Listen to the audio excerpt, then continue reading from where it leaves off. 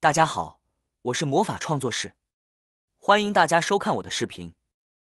白醋和花露水是非常普遍的东西，很多人的家里都有这两种物品啊。这两种物品虽然非常普遍，但是如果大家可以把这两者同时一起用，居然有非常神奇的功效啊！今天小编这里就要和大家分享，把花露水加入白醋里的神奇小妙招，两者同时用。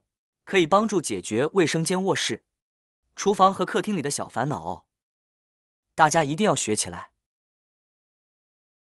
首先，我们把花露水倒在一个小喷壶里面，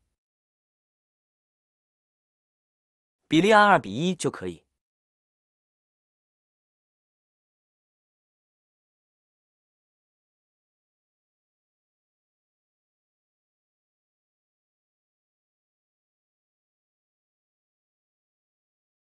现在来看看它的用途。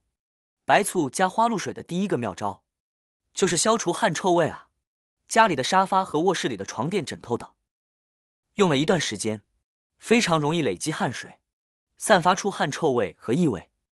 小编这里准备了一个很旧的枕头，而且也散发出了一些难闻的异味。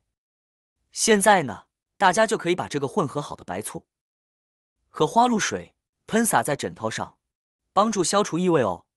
这样做可以用白醋杀菌的功效，把枕头上的细菌消灭。另外，也利用花露水的香气，让枕头闻起来更清香，异味全部都消除了啊！妙用2：除卫生间异味。卫生间我们天天都要冲洗，但是难免还是会有异味。我们直接在卫生间里喷一喷，可以起到杀菌、消毒和增香的效果。方法很简单，也很省事。妙招3：去除厨房的异味。厨房里的垃圾桶常常都会散发出异味，大家也可以用这个喷雾瓶喷一喷垃圾桶，也可以起到消除异味的效果啊。这样做，苍蝇就不会出现在垃圾桶周围了，让厨房清洁不少哦。妙招4：除室内烟味。我们家里或者单位里，屋里如果有人抽烟，旁边的人长期吸二手烟，对身体健康有影响。我们用这个溶液，在室内向天空各处喷几下就好。白醋对去除烟味效果很好，因为烟雾的碱性物质，而白醋是酸性物质，喷在空中能够快速的中和掉烟气，而且加入的花露水也能起到清新空气的作用。您下次也可以试试，效果不错。妙招5：除鞋臭。穿了一天的鞋子，难免会有鞋臭味，特别是有脚气的朋友，一脱鞋就非常尴尬了。我们在鞋子里喷几下，白醋有杀菌消毒的效果，而花露水可以除味，也能让鞋子带上香味。然后把鞋子放到通风的地方，晾一晚上就行了。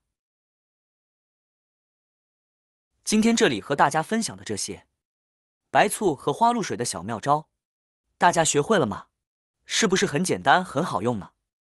希望大家都学会了哦。家里有白醋和花露水的朋友们，不妨试试看。好啦，今天的视频内容呢就分享完了。